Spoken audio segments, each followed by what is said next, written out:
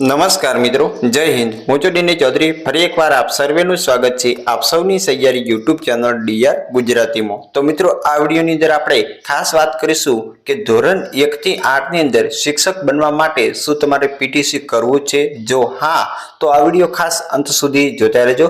PTC ને લગતી ઘણી બધી અપડેટ આ વિડીયોની અંદર આપીશું। સાથે સાથે ગુજરાતમાં આવેલી જે પીટીસી ની જે કોલેજો છે એની જે પીડીએફ છે એની પણ તમને આપશું। એના સિવાય ખાસ વાત કરવામાં આવે તો જે પીટીસી ના એડમિશન માટેના ફોર્મ છે એ મિત્રો ભરવાના ચાલુ ક્યારે થશે એની પણ વાત કરીશું। અને પીટીસી તમે કયા કયા માધ્યમની અંદર કરી શકો છો, સાથે સાથે સંસ્થાઓ જે સરકારી છે, ગ્રાન્ટેડ છે, સ્વનિર્ભર છે એની પણ વાત કરીશું। અને કયા જિલ્લાની અંદર કઈ કોલેજ આવેલી છે એની પણ વાત કરીશું। તો વિડીયો ખાસ અંત સુધી જોતા રહેજો। અને ચેનલ પર નવો તો સબસ્ક્રાઇબ કરી બેલ આઇકન પ્રેસ કરી દો એટલે આપણા નવા વિડીયોની નોટિફિકેશન મળતી રહે। સાથે સાથે જે આ પીટીસી કોલેજની યાદી છે આ યાદી તમને આપણી ટેલિગ્રામમાં મળી જશે। એની અંદર મેં પીડીએફ મૂકી છે। તો ચાલો વિડીયો શરૂ કરીએ। તો મિત્રો, ખાસ વાત કરવામાં આવે તો આપણી ડીઆર ગુજરાતી ઓફિશિયલ જે ટેલિગ્રામ ચેનલ છે એ તમે ઓપન કરશો એટલે મિત્રો અહીંયા પીટીસી કોલેજનું જે લિસ્ટ છે એ મિત્રો અહીંયા હું મૂકી દઉં છું, જ્યાંથી તમે મેળવી શકશો। તો ખાસ મિત્રો, અને અહીંથી તમે ડાઉનલોડ પણ કરી શકશો।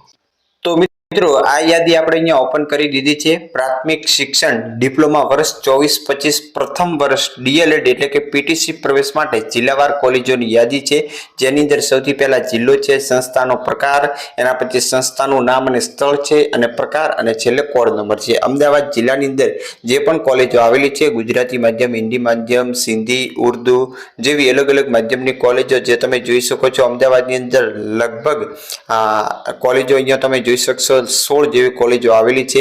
એના પછી અમરેલીની અંદર પણ જે અનુદાનિત સ્વનિર્ભર કોલેજો છે, એના સિવાય અરવલ્લીની અંદર 2 સ્વનિર્ભર કોલેજ છે। આણંદ જિલ્લાની અંદર આવેલી કોલેજો છે।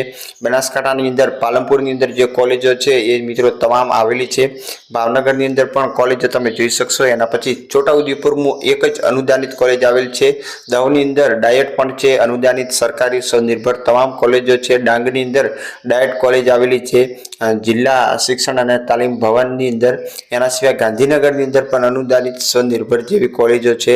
સાથે સાથે ગીર સોમનાથ, એના સિવાય જામનગર જિલ્લો, જુનાગઢ છે, ખેડા જિલ્લો છે। એના પછી કચ્છ જિલ્લાની અંદર અનુદાનિત અને સ્વનિર્ભર બંને મહિલા માટે છે। પુરુષ માટે કચ્છની અંદર એક પણ કોલેજ નથી, એની પણ રજૂઆત પણ કરવામાં આવી હતી। એના પછી મહીસાગર છે, મહેસાણા છે, નર્મદા, નવસારીની અંદર મહિલાની એક જ કોલેજ આવેલી છે। નર્મદાની અંદર પણ મહિલા માટે એક જ છે। પાટણની અંદર પણ કોલેજ આવેલી છે। રાજકોટ, સાબરકાંઠા છે, સાબરકાંઠાની અંદર ઘણી બધી કોલેજો છે। સુરતની અંદર પણ જોઈ શકશો, સુરેન્દ્રનગર, મોરબીની અંદર મિશ્ર કોલેજ એક જ છે સ્વનિર્ભર। એના પછી તાપીની અંદર મિશ્ર અને મહિલા માટે છે। વડોદરા, વલસાડ।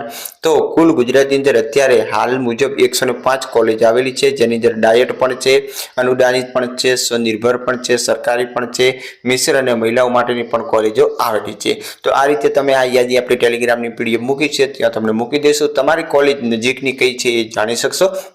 સાથે સાથે ખાસ મિત્રો, અત્યારે સૌથી મોટો પ્રશ્ન એ છે ફોર્મ ભરાવાના ક્યારે શરૂ થશે?